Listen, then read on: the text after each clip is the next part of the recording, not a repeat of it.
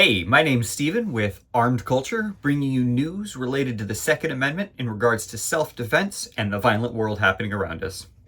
A 32-year-old man shot in Milwaukee, unfortunately does not make it.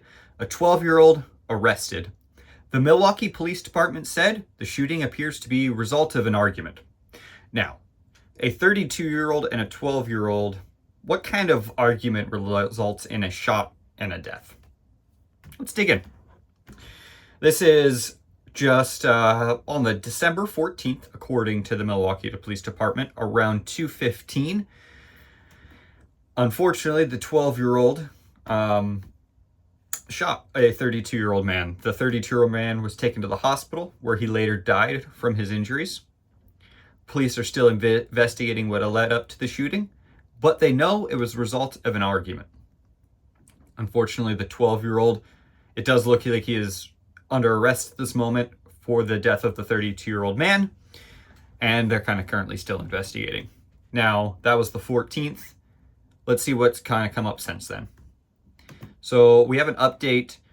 Originally posted, this was on the 14th. We'll kind of peek at that real quick, but the update comes on December 19th. So the original article pretty much reads the same. December 14th, 2:15 p.m., 32-year-old deceased, 12-year-old arrested. Looks like an argument. Now, fast forward to the 19th. The 12-year-old boy was released. The DA says they came to the decision that they found the boy was acting in defense of his mother, who was a victim of domestic violence. So the DA, according towards what the 12-year-old stated, and possibly what the mother also had stated, was that he probably saw something going on, that he took action, and unfortunately that action led to the death of the 32-year-old, but could you blame the kid? CBS spoke to the neighbors, the incident earlier this week. She said she was doing what he could do to keep his mother safe. He was protecting his mom. To me, Tracy Jackson, the neighbor, I hate that someone had to die or to lose their life, but someone harming his mom, he probably didn't know what to do but to help his mom. So that's what he did. The man who was dead, is 32-year-old Levon Oshuji. Court records show that Oshuji had previous charges of repeated domestic abuse, stalking. The police reported different incidents, saying he choked, hit, and pointed a gun at a woman. He also hit a woman with a hammer repeatedly. So, inferring from this person's past, and seeing that the 12-year-old was released, it does look like they are moving towards it being justified.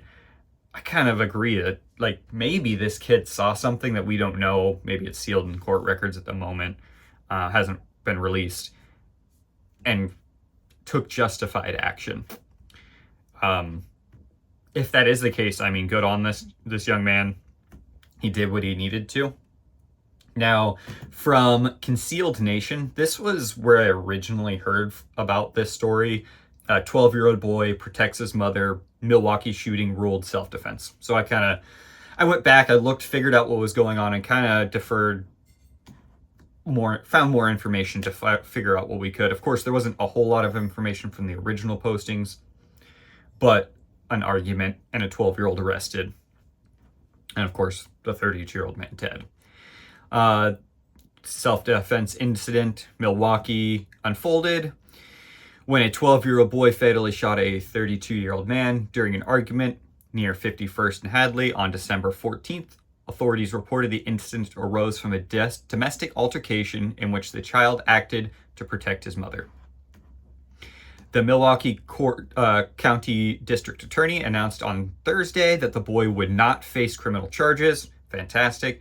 Deeming his actions of self-defense, or deeming his actions an act of self-defense.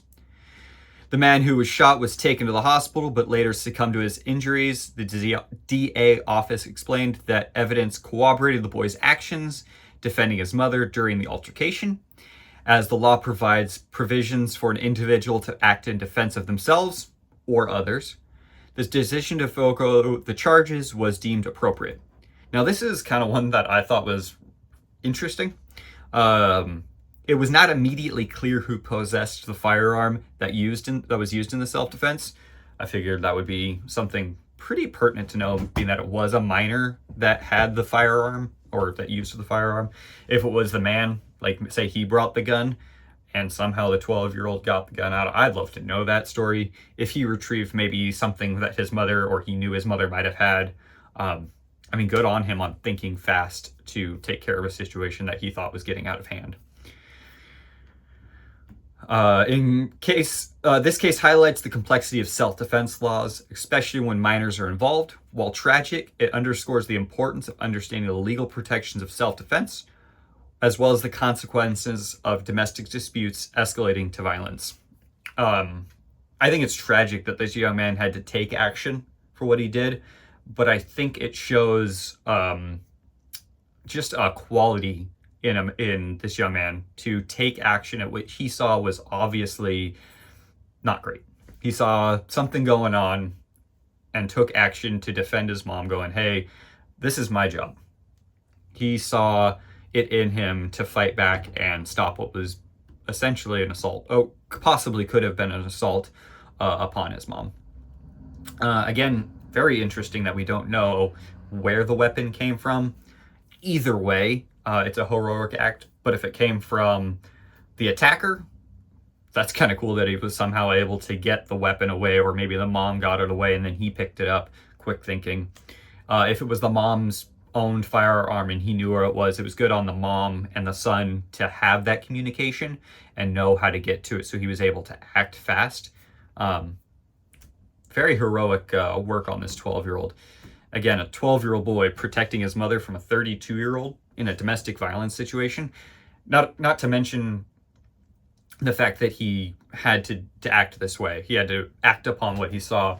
He's seeing something that, I mean, to a 12-year-old might be very jarring, very hard to want to run towards, and might even want you to run away. But this young boy, this young man, stepped up, became essentially a hero in my eyes, and saved his mom from something that he thought was wrong. Blast off in the comments. Let me know what you think about this. Let me know if you think it was justified. Of course, it was been ruled justified, but let me know what your thoughts are on it. If you see something differently, or if you know more cases similar, let me know. Again, my name is Steven, bringing you news related to the Second Amendment, regards to self-defense and the violent world around us. If you liked this content, like it and subscribe. That helps me out a lot. I'll talk to you soon, and I'll be bringing you more stories.